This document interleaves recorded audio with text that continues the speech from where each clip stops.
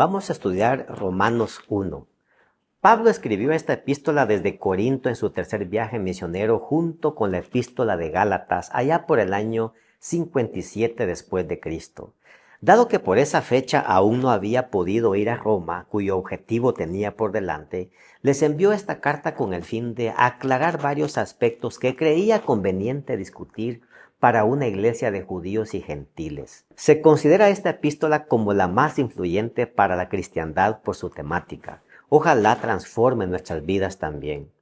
Pablo establece su llamamiento triple a ser siervo, apóstol y apartado para el evangelio. Eso habla de su condición como siervo, de su misión como apóstol y de su privilegio como apartado. Al ponerse como un siervo no solo se ponía como una persona obediente a disposición del Señor, sino que se identificaba con los más de 3 millones de esclavos que había en el Imperio Romano.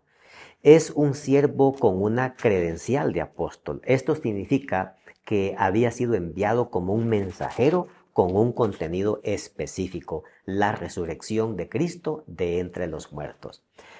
Pero también dice que fue apartado para el evangelio. Ese era un privilegio que le concedía la autoridad y el sello del cielo para conducir el rebaño al reino de los cielos.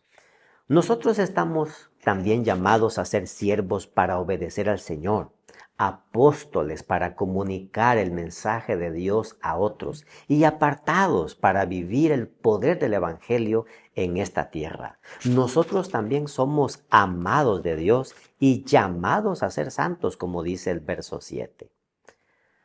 Pablo tenía claro que además de ser apóstol era un pastor. No solo fundaba iglesias, también las atendía y las alimentaba con sus consejos y cartas pastorales. Como pastor, el apóstol oraba sin cesar por los miembros de Roma. Los felicitaba por su fe que se divulgaba por todo el mundo. Tenía el anhelo de visitarles un día para fortalecerlos y confortarlos. Y deseaba por su labor pastoral conseguir fruto de la membresía, consistente en un crecimiento más acentuado y con su ayuda avanzar con el Evangelio hasta llegar a España. Pablo señala que el Evangelio que predica debe llegar a todo el mundo porque es poder para salvación a todo el que cree. El Evangelio tiene poder para transformar al gentil, al griego, al judío y a nosotros ahora, por medio de la justicia de Cristo a través de la fe. Una de las razones por las que Pablo no se avergüenza del Evangelio es porque Dios lo respaldaba con su poder. Y algo que Pablo dejará más claro que el agua en los primeros capítulos de su carta es que la gente no puede por sus propios medios salvarse de la furia del pecado. No importa cuánto uno trate, nunca podrá zafarse de por sí de la corrupción que habita en su propia naturaleza. Por último, Pablo procede a describir la condición moral negativa y degenerativa del ser humano sin el Evangelio. Ante un Evangelio que obtiene lo positivo de nosotros, Pablo describe lo que es el ser humano apartado de Dios. Pablo dice que la ira de Dios se revela desde el cielo contra toda impiedad e injusticia de los hombres que detienen con injusticia la verdad. Porque Dios se ha revelado desde la creación del mundo hasta hoy. Por lo tanto, los que viven practicando la maldad y su pecaminosidad no tienen excusa de comportarse así, ya que habiendo conocido a Dios, no lo glorificaron. Lo que la humanidad ha hecho en toda su historia es envanecerse en su necio corazón. En los días del apóstol sobresalían 2 cosas. La gente era muy dada a adorar a distintas clases de imágenes y en segundo lugar, el resultado natural de esa idolatría los condujo a deshonrar en sí mismo sus propios cuerpos.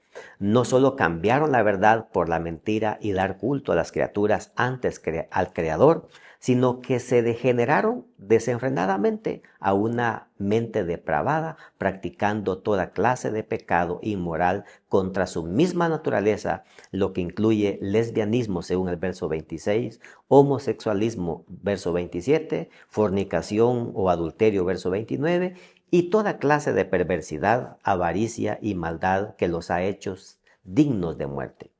Vemos acá la relación que existe entre la idolatría y los actos pecaminosos. Los ídolos no acercan a las personas a Dios, más bien borran de sus mentes al ser que se supone que deben conocer con las imágenes. La obra del Evangelio es contrarrestar esa condición pecaminosa en el ser humano. Mis amigos, hoy vivimos la misma situación decadente. La idolatría, el amor a las comodidades, los afanes de este siglo y una mentalidad corrupta y mundana nos está llevando a minar la espiritualidad. Estamos perdiendo la fuerza y el dinamismo espiritual, convirtiéndonos en un desventurado, miserable, pobre, ciego y desnudo, como dice Apocalipsis. Pero hay una solución para nosotros, según Pablo, y por lo tanto yo te animo que juntos podamos estudiar con oración este maravilloso libro y podamos encontrar allí el plan de salvación y de certeza que Dios tiene para que un día podamos vivir para siempre en el reino de los cielos. Que Dios te bendiga.